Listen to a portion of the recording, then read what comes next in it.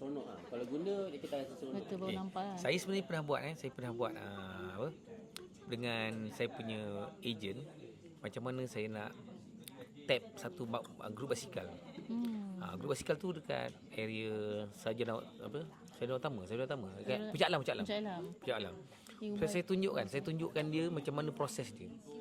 Sampailah betul-betul orang tu baik dengan kita, dia pun baik dengan dia, kita pun baik dengan dia. Tapi dia nampaklah mula dari segi purpose tu apa saya buat, behavior dia.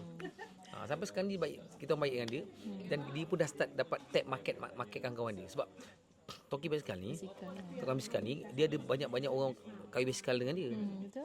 Macam dia geng-geng basikal, kayu memang basikal mahal. Betul. So sebenarnya kita bukan nak tap dia saja, kita nak tap Geng dia network semua, dia. network dia. Sebab network dia percaya kat dia. Jadi kalau katalah kita ni baik dengan dia, automatik kawan-kawan dia percaya kat kita sebab komen dia percaya kita kan. Itu yang saya ajar tu. Macam ni punya. Itu namanya hacking networking. Hacking networking maksudnya kita hack network orang tu gunakan ATBB punya approach. Sebab tu ATBB ni bukan setakat boleh untuk DNA je dia. Untuk buat networking punya method pun boleh. Buat sales, networking kan saya tadi, COI, networking, referral. Gitu lah. Kadang orang nak berkawan dengan dia tapi dia tak tahu cara nak masuk. Jangan masuk. Sebab tu kena Zaidin buat ATBB tu.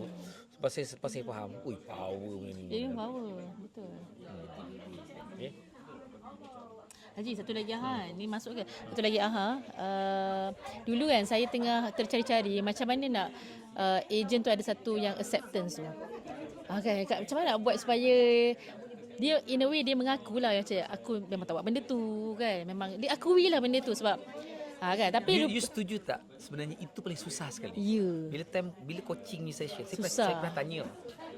Dalam banyak step yang paling susah, masa coaching apa paling susah? Ding dong ni macam-macam. Guna banyak. Saya cakap no. Paling susah adalah nak bagi dia mengaku. Dia nak mengaku yang memang dia tak Kau buat. tidak dikonai. Aku nak kata malas je tapi Dia takkan mengaku, So rupanya benda tu bila you buat yang daripada ABC3 yang Q2 tu kan ada dalam tu. Punyalah bermakna pokok tu sebenarnya. sama dia tengok Tapi tu cakap, bestnya benda tu, when I see a tree, I remember ABC3. Bayangkan, dekat sini, berapa banyak pokok. Sentiasa Nanti sebab cakap, tempat kita training pun ambil peranan. Ada peranan. Okay. So anyway, thank you. Thank you Kak Haji untuk ilmu. Satu je lah yang kalau kami harapkan, saya rasa semua student pun harapkan, semoga Allah bagi Haji umur yang panjang. Sebab memang kami ni memang dah harga ilmu lah.